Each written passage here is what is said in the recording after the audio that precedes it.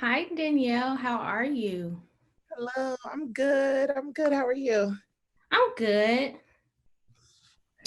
First, thank you so much for being here and speaking with our members. We really do appreciate you taking the time out of your day. And so, we really want to start off with like an icebreaker question. So, what Okay. what song or movie would you use to describe your life during the pandemic and why? Oh man, let me see. Song or movie? Yeah.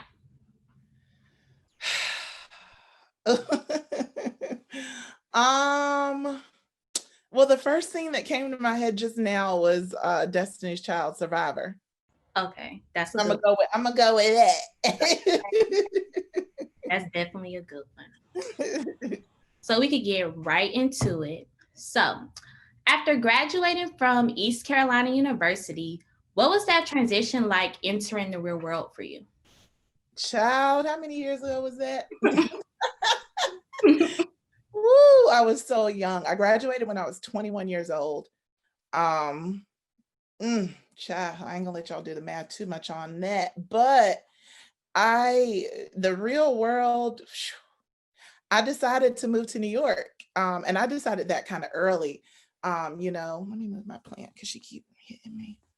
Um, I decided to do that really early, but the actual doing of that, it was like, oh, whoa, here we are. And now is the time, right? Um, so I think my introduction into the real world was something a little crazy because of the fact that I moved to New York. There's nothing like moving to New York after college, especially trying to have a career in media. Um, but I think I hustled. I really did. I really had like just a no failure attitude. I just wanted to like keep moving. The time that I moved here, the economy was pretty cool. So I was able to temp a lot and landed a reception job and like wrote my butt off while I was a receptionist. This was back in the day when people could get jobs on Craigslist. So I don't know what y'all's equivalent is of that now. I don't know, message boards and things like that exist.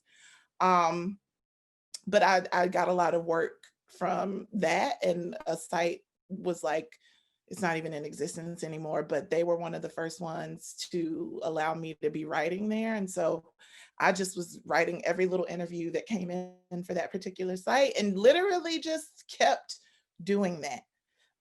So the real world for me looked like a lot of hustle. Um, I worked a lot. I don't want to be like one of those like Diddy, no sleep, but no, I mean, I was in my 20s, so it was fine. I wouldn't do that now that I'm in my 30s, but at least not on like the 7 days a week, no sleep like that. It's just not sustainable. But in my 20s, when I knew that I had to build and I had nothing but energy, that's what I did. So the real world looked like a lot of hustle for me initially out of school. So, how was that? So, with your first job and other jobs that you eventually received, how do you feel did that experience contribute to where you are today? The first writing gig, Yes. well, I told you I did those little gigs at the Chronic magazine, it was called. It was like a hip hop magazine, but I did my interviews there, and that really got my chops up for interviewing. Because there's a lot that goes into that. There's like, the booking and the waiting and the back and forth and learning the decorum around, emails and things like that.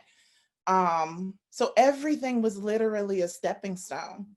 I feel like I learned every aspect, and had to do every aspect, the transcribe and the this. Oh my God, y'all have freaking tools for that now. You know what I mean? Like doing everything and not being afraid to do everything and to try and experiment. Because my initial thing was to be a journalist. I literally just wanted to write. But as the internet and everything started taking over digitally, I pivoted and into video, and I wasn't even trying to be on video. I was just starting to produce more videos, produce my interviews via video. And then all of a sudden it was like, well, why don't you start talking on camera? Like, I want to hear what you have to say. And I was like, oh no, honey, not me. I'm too fat for that. The camera be adding pounds. I just, no, not doing it. But it worked. It just clicked. I don't even remember like my first on camera. I don't actually remember any of that. I know that I was doing it at Hello Beautiful, just behind the scenes. And then I started doing more on camera, and at the root is, I think, where it really took off. And I was able to help build their video slate, which really helped my production skills. I learned everything I know about production there. Um, and just kind of like grew, like I promise you, everything was a learning experience for me. And I just was never afraid to try or to learn. Um, and it helps me. I think that was a part of your question. It helps me in my career now. Yeah. Because like now I've gone through the Black spaces in media, which is primarily where I want to be when it comes to storytelling. And now I'm doing it for myself. Um, that used to scare me. I used to believe that I need to be a part of these entities. I need to be a part of Essence. I need to be a part of, okay, and I did it. Cute. Now, what else? And I believe that those stepping stones and knowing and learning how to hustle taught me a lot about the hustle, because you're going to have to, I'm trying to be PC and cute. You're going to have to remix your dreams. You're going to have to dream again. You're going to get to the places where you've been wanting to be your whole little cute Black life. And you're going to be like, oh, thought there would be more cookies. All right.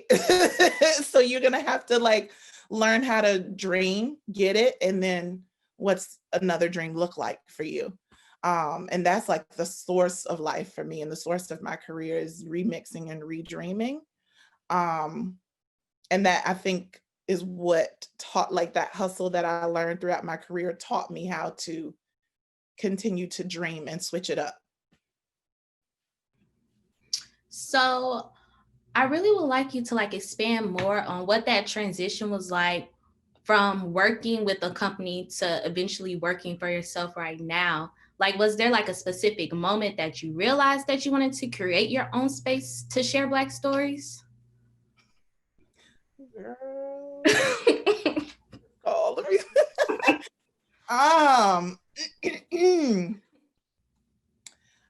I never really knew that I wanted to do it on my own because it intimidated me. I just did not want to be responsible for that type of, I could be a part of a brand. I didn't have to just be myself. Um, but I think, what was the question portion? Not what did I learn? What was the question? It was, what was the transition like going from working with a company to working for yourself? And was there a specific moment that led to that decision? Yes. So the transition was not smooth. Wasn't planned out. Your girl has been fired from 2 of her media jobs, right? So don't be discouraged if you're a bit of a rebellious spirit, because that's what comes with an entrepreneur, where I didn't think or knew that I was, because my eyes glaze over when you talk about business. But entrepreneurial spirits are rebellious, and they are the people that want to see something different than what they are seeing and experiencing.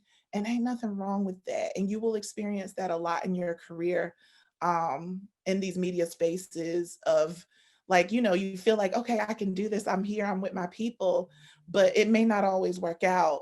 For some reason, there are a lot of people of power in certain positions of power in certain places who I don't, whether or not how they get there, that's one thing, but they don't feel secure enough in your talent and your ambition and your, and whether it's like on camera or with the pen or whatever it is, it's always going to stand out. And there's not like, not everybody is going to champion that. I'll say that. So the transitions for me haven't been the most planned out or the cutest, but they have been such a blessing because I've been able to learn so much in the spaces that I've been in. And I'm all about doing that and taking those things with me to create, to continue to create. Um, and there was never a particular moment, but I knew my entire life that I wanted to work at Essence. And when I got there and I did it, and I was like, all right, girl, like I said earlier, some things are just not what you expect them to be, and it wasn't.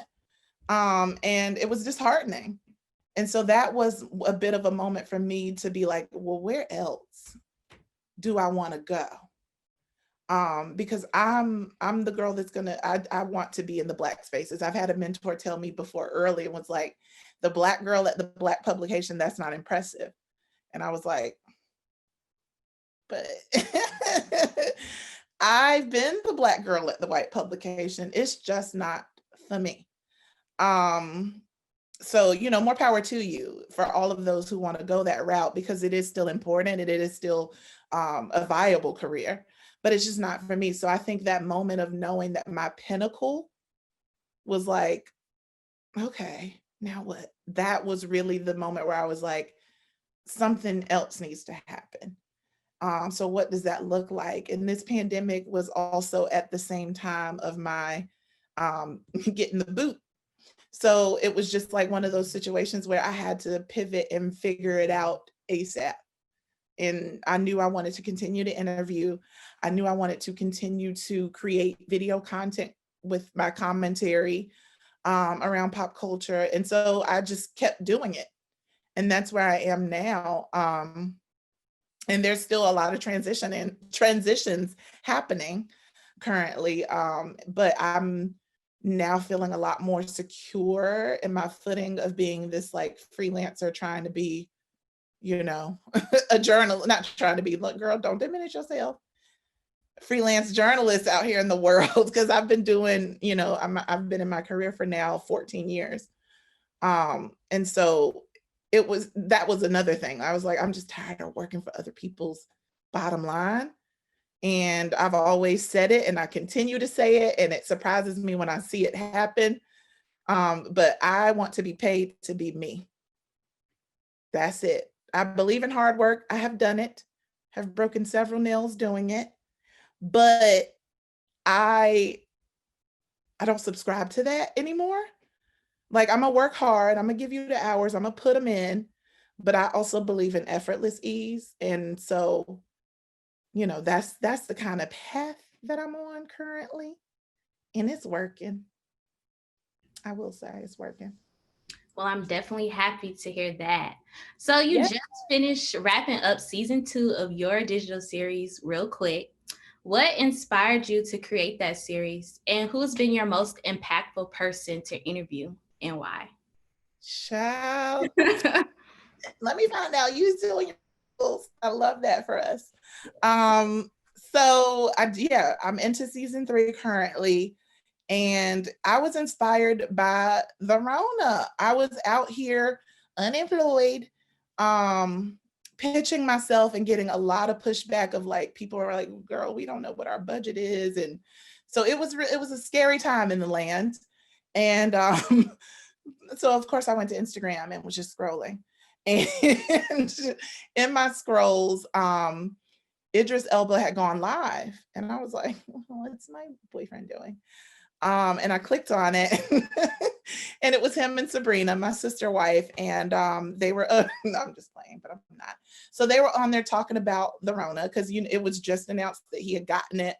And I think Sabrina had recently announced around that time that she had gotten it too. And I was like, oh, let me see what the tea is about, because they had just did Oprah. And so they were on talking to people about the virus and everything. And then they started adding people from around the world. Because Idris was just asking like, oh, how is it in your, whatever country you're in? And I was like, they're adding people. Let me see about this. And so I was just sitting there and I was like, I raised my hand. And I just, not even thinking nothing, because it was like 10,000s of people in there. And Sabrina was like, oh, what about Danielle? And I was like, hi, sister wife. And she added me in, and that whole like spontaneous moment, and I'm a journalist, so immediately I feel like I'm getting an interview. I didn't think of it as like they're adding me into their live. I was like, so that whole moment became for me like a little bit of a light bulb. I was like, people are at home chilling. I just did a live with Idris Elba. Like now it's so run of the mill that everybody's up here doing their thing. But in March, I was on live with Idris Elba in the middle of the afternoon. I had no makeup on. Like it was a mess. My lips was ashy, but I was like, this is awesome. And so I decided, let me just check around and poke around and see who's actually interested. Because like I told you, I've been in the game for now 14 years. I have relationships. I was like, I can interview people. Let me just see who I can get. As I was poking around at the time, Love is Blind was on Netflix, and people were really loving that show. And so I knew this girl that was on it. She didn't make it through to like all the way to getting her man, but she was on it. And I was like, would you want to do an Instagram live interview about like your experience? And so that went well and it was awesome. And then I did another one with the creator of the Savage Challenge, this young woman by the name of Kiara Wilson. And she was like the originator of like, y'all remember when you kept hearing Savage Yes. back in March and April. And so she came on and she was like, oh my God, yeah. Cause I was like, there was this whole conversation. And this is the journalist chops, right? You're always in the news. You always know what's going on. So you never have to catch up. You're always ready to hop on in case you need to be on a show or an expert or whatever. And so it was one of those moments, like I knew that I think her name was Jelaya, that story about her on TikTok, and not getting her credit. And of course, we opened up the whole conversation around Black creators being the content, being the culture, and then it getting watered down and taken away, and nobody getting their credit, nobody getting their endorsement deals. And I was like, I wonder if this girl is getting credit, because I didn't even know who she was until I want to say Marseille Martin did a challenge and tagged her. And I was like, oh, this is the girl that did it. And so I was like, let me make sure this girl gets her credit. And that's kind of how we leaned into the interview. And then from there, I was getting a lot of comments like, I love these. You should keep doing it. I was like, I will. And so from there, I just kept booking folks. I thought that I would lean more into internet culture. So I was doing a lot of people from like viral videos and things like that. But I was like, I'm also a journalist. So let me just work. And I started seeing who I could book. And I lie to you not, like I was just so nervous because I also was in a time where I didn't have the brand behind me. And I'm so used to my email address being dyoung@essence.com. And so I was just like, oh, but as I was emailing everybody, I was getting so much great feedback. And my contacts were able to be like, oh, Danielle, of course. And it wasn't about who I worked for anymore. And I really thought that was dope because I started landing interviews. Like I got Robert Townsend and I got Lynn Whitfield and I got Lena Waithe really early, who has now like latched on and has become my mentor. And I'm just like, I've been writing about you guys and like thinking that I'm creating all these relationships through all these years, but it has only really come into fruition now that I am like on my own. And not to say that those relationships don't exist when you are a part of a larger entity, because they do. But I think that because I am building my own thing, that is something that has also endeared people towards it. So it's just been literally nothing but positive feedback and having meetings and working on seeing about somebody paying me for it, because I'm still doing it for free. But that's okay because it'll come, and I have other avenues that are allowing me to stay in my apartment. Um, so it's been a labor of love, but I'm also like, I'm seeing the needle move, and I'm still working at it the same way that I was working at it when I got pulled into Idris Elba's live. So here we are. So, in past conversations, you've spoken a lot about betting on yourself. In what Mhm. ways have you applied that mantra to your life, and what were the outcomes? Girl, my whole life is betting on myself. You know what I mean? I'm a Black, fat woman. Like, I don't belong. The world tells me that over and over again. I don't belong. There's no space for you. Nobody want to see that. Doesn't matter to me, and it never has. So I think, I've always had to just believe in myself. And it's very easy to do that when I have integrity around myself. When I do what I say I'm going to do, I deliver what I say I'm going to deliver. And that creates a confidence for me. Um, so yeah, I believe that I don't, I don't work with looking at somebody else's through somebody else's lens. Yeah.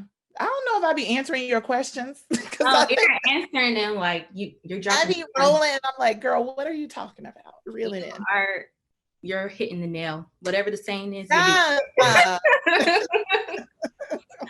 So earlier in the summer, you participated in the Share the Mic Now event on Instagram.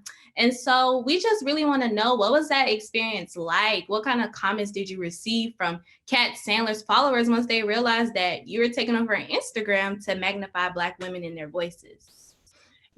everybody's feeling really guilty right now. I'm just playing, but I'm not. The white guilt is so real. So they were listening.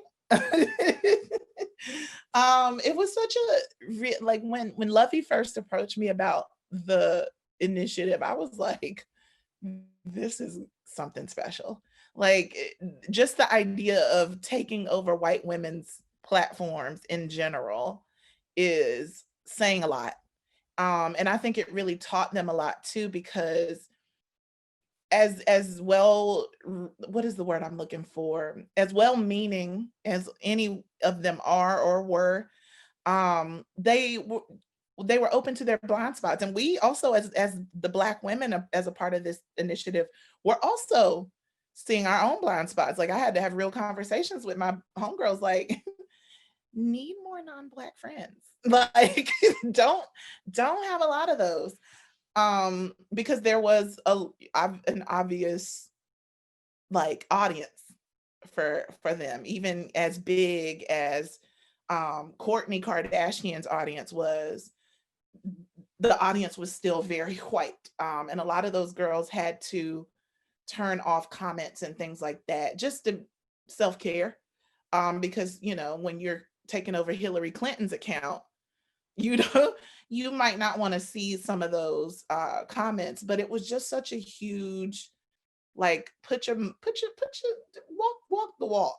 Don't just talk about it, and like really let us take over and let us um just magnify. And I was not sure what I was going to be using it for, because like I am a journalist and all of these things, and I think I do have a large personality, but like I'm not the type that be on social preaching about things, or I create my little videos and keep it moving.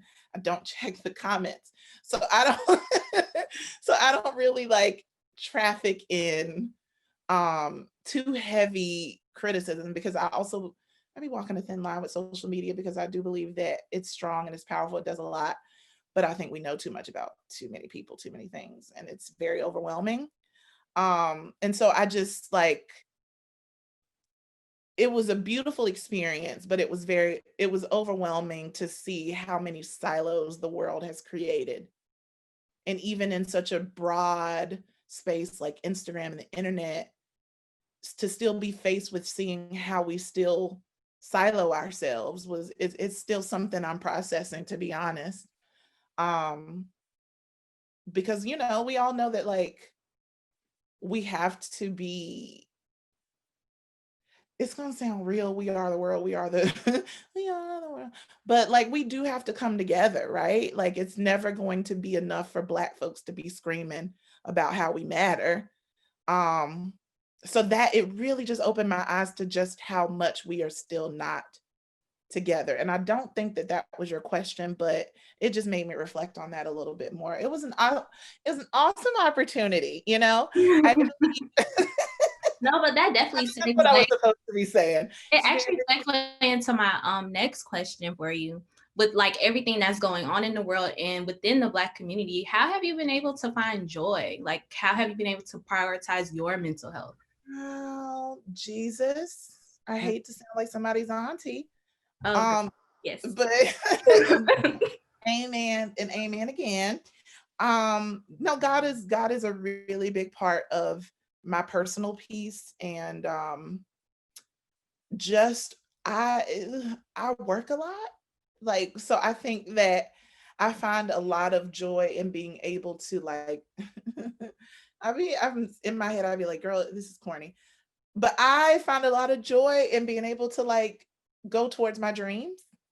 Um and to see that I'm actually doing so, I'm just like, so great. And that helps me to continue. Because timing is weird out here. It's a weird time to be winning, but a lot of Black creatives are doing so. So it's bittersweet, but I think my joy comes from God and doing. Definitely. And we are definitely so proud of you, because my next question is, you just received the opportunity to participate in your first writer's room.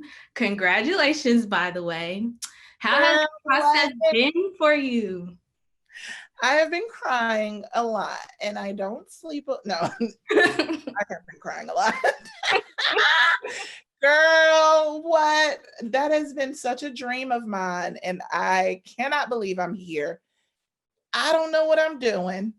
But you know what? I have skills, and I was not hired because I'm cute. I was hired because I'm talented. So I have to remind myself of that. But yo, journalism is not TV writing. Okay. Not the same thing, but the skill of writing is a very strong skill, not to be taken for granted, because it comes up everywhere. And to my point earlier of remixing dreams, this skill right here of writing, that's one of those things that you will be able to remix so many times in so many ways. It has been such a beside myself experience, just because also like finding out about the project before I had before I was jobless was exciting, because I thought, oh my God, this is going to be something I could just like move to LA real quick. I'll have a project. It'll be my like start into the thing. But then the pandemic hit and everything got crazy. And so it's been very different from what I thought it was going to be, but it hasn't been any less awesome. I've been stretching myself with my writing and how I write and how I approach things. Um, it's been hella humbling because, like I said, I definitely had a lot of anxiety attacks. And it's been just such a masterclass, literally, in just this industry, because literally had a meeting right before this, which is why I was a few minutes late coming in. And we also found out that Quibi is closing its doors, and that's where the project was going to be. But that's all right, because the project is a Lionsgate project. It's also Flavor Unit, which is Queen Latifah's production company. So it can now go to other places. But that's one of those things where if I was like living in expectations or what I think something is supposed to be, I would have been, God. But like, I'm still getting to do this awesome thing. I'm still getting to work with these awesome people. More people than I ever thought possible are going to be seeing my words and are seeing my words. And so I'm just like, what is life? This is crazy. So like, how does it feel for like your first writer's room for the show to like really highlight Black women's influence on American culture? Child, I couldn't have prayed it better than this. Yeah. Like, if I lived in Pettyville, I used to live there. I just moved out. But if I still lived there, I would look at y'all. Who is in this room? Is this a safe space? Is this a fireside chat? It's a safe space, but it is recording. I don't want to see this quoted in places. Okay. I want everybody's email address. I will come for you. But you know what? Like, I already let y'all know I got fired from Essence. You know what I mean? Haters don't hate. But my God, Right. like what? Don't know if you've been watching, but a lot of fires burning over there at Essence. And I'm not bragging, God, I'm just delivering messages of hope. Okay. I am on fire. You know what I mean? Like I was unemployed. I didn't know what was going on. It was a pandemic, and I'm thinking, I'm second guessing myself, my talent, my this, my that. Like to get into this writer's room about something that I have wanted to make sure that I am a part of through my whole career, which is Black womanhood. What? Like that's what I really could not have prayed for this any more specifically. And it's like my introduction into this world feels like it's been cradled. Like I've been, it's a handoff. It's like a really great handoff. And so I'm just very excited that like my whatever it is, my chakras, whatever everything's aligned. Yeah. It just works. Yes. Yeah. So who would you say influenced you to become who you are today? A lot of people, a lot of fictional people, namely Khadijah from Living Single, Miss Flavor magazine, for like one of the very first, like, not only times that I saw myself on the screen, but like that I actually was like, I want to have that job. I want to like move to New York and have a magazine. Oh my God. Obviously Oprah. She is such a huge part of journalism. And the idea of it being bigger than what you thought possible. Honey, yes, everything I know people have feelings about her and several, but that's anybody. But just watching someone start their career in journalism and allow themselves to bloom and blossom into this media mogul world of storytelling is like ideal. I would love to be able to, have that same type of like energy, like being able to tell stories in so many vast ways, and express my talent in so many ways. So yeah, her girl, Suge Avery, that's my queen.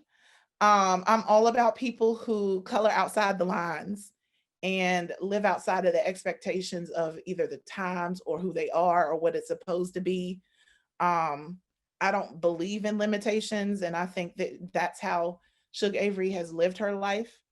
And like I for real love Suge Avery, y'all. I wrote a whole thing about her on the Root. Go check it out. Um, Not now, you're in a Zoom, but later. But yeah, those people. And you said like shape me like my career, right? Yes, and just who you are. It could be personally and professionally. Who I am. Or who you're still becoming. Who I'm becoming, right? Um Sheesh. I've never been asked something like that. Because I'm like, who else is like really, my mom is a really big influence for me, but I feel like, there's my mama. She's just a good, like a really good person, like inside and out, just through and through. And she kind of challenges me to make sure that I'm showing up with integrity and with heart and not just doing stuff for some clout, for the look, for the money, for the like. And she's like foundation, like footing for me. Yeah, and like a template of like good personhood. I'm sure there's so many more, but I feel like those are real good. Yeah. And of course, Blue Ivy.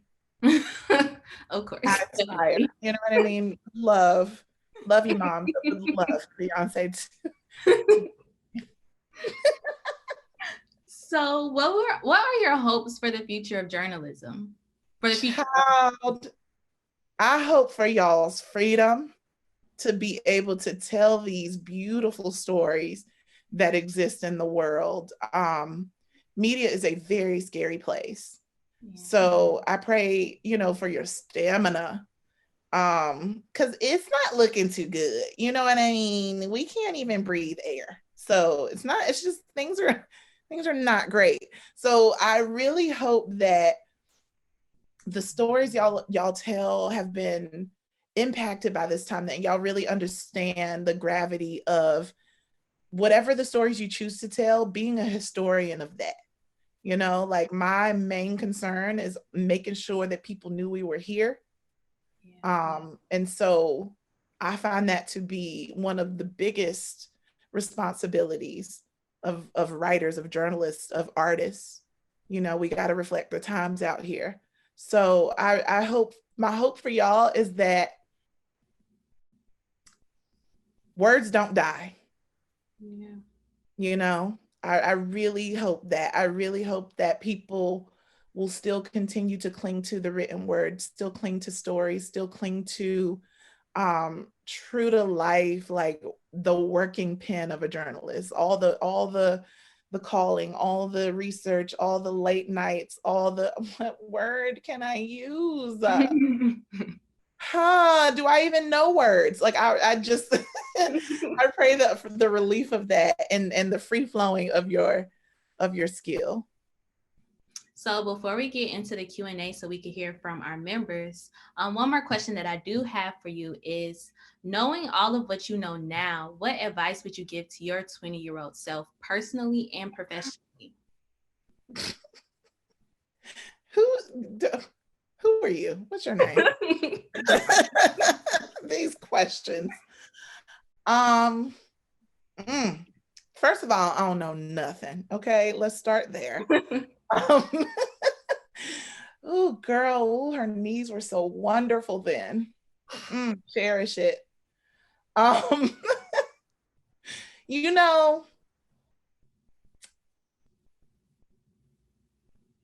I think I would tell myself that it's literally okay to be in those moments and to not like be so stuck in the climbing portion of life. Like just to really enjoy and sit in the things that are happening, the things that you are contributing to, but don't get lost in the fact that you are contributing to something, that you're aiming for something, because you'll just miss this, right? You'll miss that part. I think that, not to say that I missed, because I definitely have had some really wonderful experiences, but I think I've been like, for like the first portion of my 20s and my career, I felt like I was moving more in desperation. Like I don't want to be poor no more. I really want to do this. Like I moved here. I had $200 in my pocket. Like I got to do this. Like I was moving in desperation instead of urgency. And now I've learned that, but I really know, like, when you're young and hungry, you can start to get desperate, and you never want to come from desperation. Yeah. Wow. Yeah. I really needed to hear that because yeah, it's gonna be all right. Don't take your time or anything like that, but just also no need to be like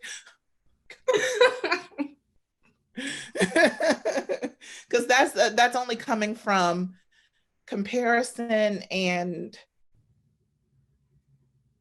for me, like, comparison is it's so deadly. It's insecurity.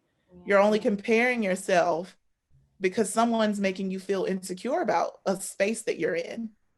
And it's so useless. Oh, it's so useless. Don't do it. Oh my God. And I know you guys have it so much worse because social media. Whew, I'm so glad we were still flipping phones when I was in my 20s, child. So we're now entering to the Q&A portion. And so our first question is from Giana. She would like to know, what have you learned about yourself so far from freelancing? Child, that is freedom. I really love not having to answer to anyone. As long as you hit them deadlines, it's fine. But even that, like, I'm not freelancing in the way that I thought I was. I'm doing a lot more hosting of events. If this was real, if we were in the real world, it would be like you would see me at the Urban World Film Festival, or you would see me, at South by Southwest doing, panels and things like that. But those things allow, like, now that it's digital, it's allowing me to have a lot of freedom to really like hone in on what I want to do and what I need to get done. But the freedom comes with a lot of responsibility, because you really have to be like your own motivator, your own dictator. Sometimes you're gonna have to sit yourself down and be like, what was her name? Giana, girl, if you don't put some words on the page, girl, if you don't read these 12 stories, girl, like, you're gonna have to really tell yourself to get the things done. So it does come with a lot of freedom, but it also comes with the fact that, like, now you are the person that, is making yourself get the thing done. Ain't nobody telling you, make up your bed. You got to do that. And then you got to write that story. And then you got to reach out for these interviews. And then you know what I mean? So be ready to work at a level where I don't want to say it's harder than having like a job, because we all have our cross to bear, but it is just more diligence. So our next question is coming from Corey. He would like to ask his question personally to you. So you could go ahead and unmute yourself, Corey. Okay. Hi, Danielle and everyone else. Thank you for having this. I'm not a part of Clark Atlanta University, but I'm the Vice President of Digital Content and Public Relations for the Georgia State University NABJ chapter. And I saw on Twitter, I think it was a couple of weeks ago, you were expressing your, I guess, feelings of gratitude about you finally getting an assistant. And I was wondering, since you're doing like so much, are you looking for any other assistants or anything like that? I do graphic design, social media management, and I'm also a writer as well. So I'm a writer as well, besides graphic design and all that. So I just wanted to throw that question out there. Well, I love that you're shooting your shot. You better be fearless. I think, listen, I'm still growing. I'm very glad to have her, but like, I'm not able to like pay people at a rate where I think that they deserve. Like, I would love to be able to hire someone on a salary and like really be contributing to your bank account. But we working towards that. I'm pretty sure in the future you'll be 10 times bigger than what you are now. Listen, limitless. I'm not even gonna limit it to 10. Yes, and I had one more small, brief question. I know you have a lot of questions, but I wanted to know briefly, what was your experience working with Condé Nast? I kind of went through your LinkedIn a little bit earlier today. You was just, I'm gonna have to make my page proud. No, I'm just playing. Well, I was a freelancer. I was working for Brides Magazine. And so it was freelance life. It wasn't anything too extensive, too crazy. But I did get to do a lot of travel stuff for that. So I went to a couple places, St. Lucia. Where else did I go? Bahamas. Oh, wow, St. Lucia? Yes, that was my first time in St. Lucia. I was like, I can get used to this, because I was just writing about honeymoons. But not everywhere you write about like travel and stuff actually sends you. Let me tell you that. I've written my fair share of things about places that I have never even stepped foot on. So that was just one of those things where I was like, oh, I thought that all the white publications were out here spending that kind of money. But this was still like, what is this? This was like 10 years ago. So who knows what the economy is looking like for these magazines now. But yeah, it was just one of those freelance gigs. Okay. Well, thank you so much, and look out for an email from me. Okay, Mr. Shoot Your Shot. Okay. Okay, so our next question comes from Kennedy. She asked, would you suggest starting journalism in corporate first or freelancing? And what experience are you enjoying more? I mean, I've done it all. I started as a freelancer, then got a job, then was freelancing, then got a job. So it was just back and forth. I think I just moved along with the opportunities. I don't necessarily think one is better than the other than the fact that at a corporation, you can get benefits. But then it's, in my experience, like the paycheck seems a little more lucrative outside of the corporate gig. But then again, there's other things, like there's taxes, you know what I mean? Like you got to be worried about that. Whereas in corporate, they're handling all of that for you. It's handled. But at the end of the year, as a freelancer, I'm like, what? Um, so it's give and take of all of it. And it's all like a learning experience. I think it's just, you decide what you like more. But I also don't know how the world is going to change office wise after, when we start going back inside like that, because I'm thinking that a lot of these people are going to start adopting not so many office hours and things like that. So I'm interested to see how it plays out for corporate. So I don't know if I could even speak towards it being, because it might even be better. Like corporate world might be like, oh, we're going 2 days a week in the office. That would work out for me to have a corporate gig, because I got insurance, I got that, but I'm also at home sometimes. So I think it's just a matter of like what it is you want more of. I love office gigs because where I worked, which was Hello Beautiful and The Root and Essence, all full-time in office, all of those places, it lends itself to like conversation into content. There's something really cool about, me being able to turn this way and I can talk to the entertainment editor about an idea, or about the fact that Tory Lanez is talking some, like it makes it easier for us to conceptualize and process. So I think that, yeah, it just depends on what it is that you're looking for. I'm here for all, either freelance or corporate, but I think at this point in my life, I ain't going back. So Chris would like to know, do you consider yourself a video journalist, and how has video content benefited your professional career?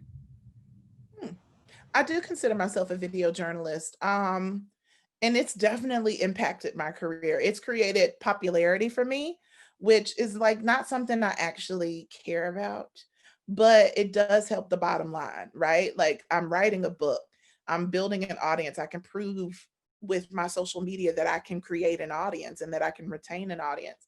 People look for that kind of stuff now. I know a lot of folks lean into the influencer realm, and things like that. So building up your social media platforms is obviously one of those things that'll help in the grander scale of those things.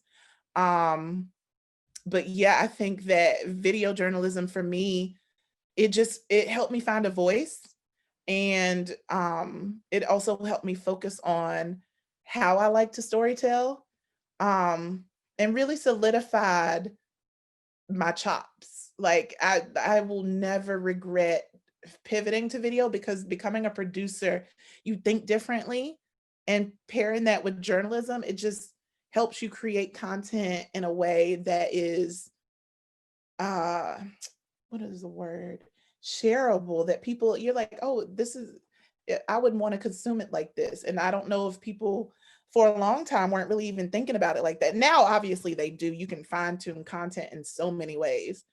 um but I think just having that video journalist chops really helped me understand storytelling in a different kind of way, and leads me into so many other things, obviously. Like now we're in writers rooms, who knows what's next, right? I would love to also produce TV and film. Who knows? So Giana has another question, and she wanted to know, how do you deal with those people who try to dim your light in your moments of personal victory? It's none of my business. It's none of my business. That ain't got nothing to do with me. Dem on, player. Like, why do you, what? I think it's so hard to answer that, because are these people dimming your light from a managerial perspective? Like, are they above you? Are they your supervisor in some way? Um, are they just haters? Because if that's the case, then who cares? But if there are people that you're working for or under, you have to either figure out if you want to deal with that. First of all, is it happening? Or, because we be making stuff up in our head sometimes, and everybody is hating on me. And it's like, well, no, girl, that was just not a good idea. So you got to first decide, like, is that true? But also, there's something called managing up, where it's a little bit of a suck up, but it's also you letting it's complimenting the manager and having them tell you exactly how they like to work. So I don't know what the issue is, but like if you go to your manager and you're like, well, hi, Susie, I would like, I love the way that you craft stories. So if you could really, if there's any time that you have that you could show me how I could put, A, B, and C together, or, how I could craft these stories that would make more sense the way that you do it. You know what I mean? Like, and kind of, I roll my eyes at it now because I've done it and I don't want to do it no more. But it is a really good communication tool to deal with unsavory personalities, not necessarily even the haters, but just dealing with unsavory personalities in workspaces. It's nice, nasty, but it gets the job done, because if the person is your manager, you cannot afford tension. You cannot afford to go to that person negatively or with an attitude. Well, like, bitch, why are you hating on me? Are you like keeping me from stuff? Like, you can't go with that type of energy. So it's just like learning how to deal with stuff in a corporate setting. But you will deal with that. There's a lot of light dimmers in the world. There's a lot of people who are insecure about themselves because of your shine and the way that you do things and how special and unique you are. That you can't help it. Um, I just think it just helps your case not to even traffic in it, because they're dimming unless they're your manager and they can totally just be like, no, you're not being on camera, or no, you're not doing this story.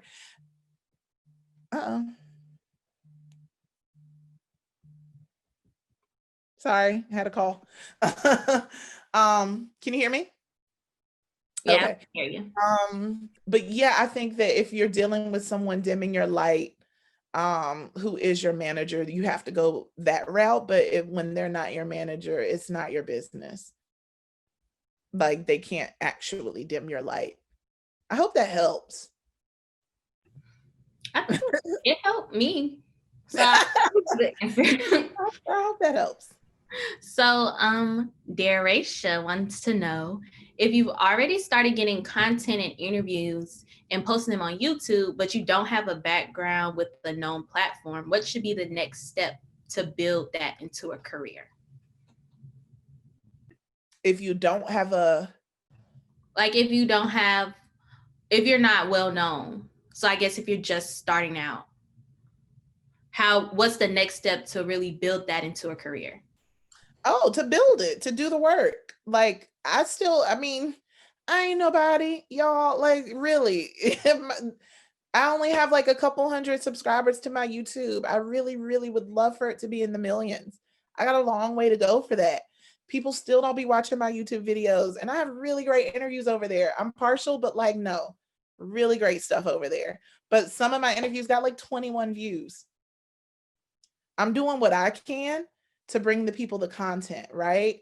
I don't think it's worth it for you to be doing it to build the audience. Like, if your work is good enough, the people gonna come. They gonna come. You have to do your work in the same way you would do it even if you had 2 million people, if you're walking around with your 2 people. Like, you still have to give with the same veracity. You still have to give with that same level, whatever your levels are. I just don't think it's necessary for anybody to focus on the audience. If I focus on the audience, I would have quit a long time ago. Like, I'm just now getting people to come to my gram.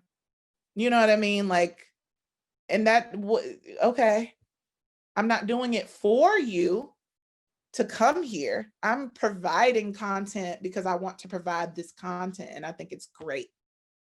Like, I don't think it's worth saying like, how do I build it.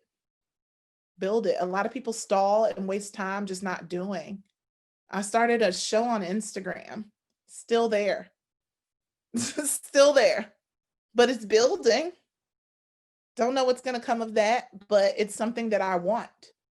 So I'm going to keep doing it and show people that I can do it, and that I have the stamina to keep doing it, even if nobody's like, here's a pile of money for you to keep doing it.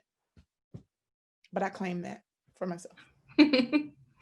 So Giana wants to know, how should upcoming journalists and reporters take advantage of social media and online platforms to build a brand and network?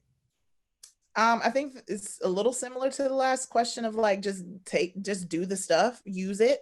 It's a very powerful tool of magnifying and multiplying your audience. Mhm. Um, but yeah, I think like the how to questions are so weird for me because I'm always like, well, just do it. You know, like, how do I get started? I'm like, I don't know, do it. I just did it. So I think that to that question, that's literally my answer. Like, use the platforms, use the things that are literally free for you to build something that could help you level up your career. You know, visibility is important, but it's not the end all be all. I know plenty of writers who are incredible. My friend Clover, who wrote for Black is King, she don't have a following like mine, and that's okay. The right people know her work and knows that it exists, and she continues to do it. So I don't think that it's like I need this to do that. It just depends on what you're trying to do. um I don't think that I don't think that it's like a thing that you have to. If you want to do it, so do it, but like your work is going to be the thing. So it is 6 o'clock, and we do want to be mindful of your time. Do you have time for two more questions, or I'm do? going to do two more because you asked very nicely. Okay. So Kennedy wants to know, you mentioned words don't die. So who gave you the most impactful words slash advice in your life? Hmm. I said that. That sounds so profound. Um, oh man. Hmm. Ooh, you know, my girl Oprah, my bestie. I've interviewed her several times, have been very blessed. But there was one interview where she told me that we are here to master being ourselves. That's it. Everything else is added and extra. We literally are here to be the best version of ourselves. Sounds very Oprah, very Super Soul Sundays, but like when you really think about that, we are uniquely and divinely created to be the person that we are, to have the experiences that we have, and we are supposed to be us. And that puts a battery in my back. You know what I mean? Like, I'm supposed to be me, and I need to master that. That's dope. Like, I get to work on this thing all the time. So I think that's super powerful. And that's something that, like, whenever I'm just not feeling it or whatever, I really think about that. Um, Also, something that my mentor Lena Waithe said to me, like, we're ancestors right now. You know what I mean? We are a foundation for somebody. And I'll be damned if I stupid foundation or not one at all. Also, the fact that like there were people doing things for us, our ancestors, not really knowing whether or not they would see the fruit of it, and obviously not seeing the fruit of it. So it makes me really think about that. You know, the days you can't get out of bed, I'm like, mm-mm. Imagine if my ancestor was like, well, girl, if I run away, like I just, I'm tired. Like, imagine, you know what I mean? So I'm like, okay, I can get up. I can move. And I am going to be an ancestor one day. So like I got stuff to do. And so our last question has to deal with deadline advice. When writing for a platform, should you send in your writing before deadline or date of the deadline? Like, do editors have a secret preference? There's not a secret preference, but we do love an on-time queen or king. Um, and it shows a lot of initiative not to wait until the very last minute to send in things. And it also gives that editor an extra day, which every editor needs. Because usually, you know, with deadlines, they may be throwing out one to give themselves time. But if you grant them an extra day, girl, I'm gonna remember who this person is specifically. I'm starring this email. Like, I'm like, oh, she gave me a whole, I keep saying she or he, them or they, gave me a whole extra piece of time to get this thing done. So that is special. I don't know if people have a preference, but that I think anytime you have the ability to give a any sort to somebody that you're doing work for, do it. Well, thank you so much, Danielle, for coming to speak to our members. We really do appreciate it. I'm a big fan of you and your work. I love you so much. I'm proud of you. I'm rooting for you. I love you so much. And I'm so happy that we were able to connect you to our chapter and to our members here on Zoom. And so our president, Darian, he would like to say something real quick while we close it up. So Darian, you can say what you want to say. Hey Danielle, how you doing? Like Giana said, I'm Darian Carter, the president of NABJ. I just want to say thank you for coming out and speaking to our members and guests that we have here.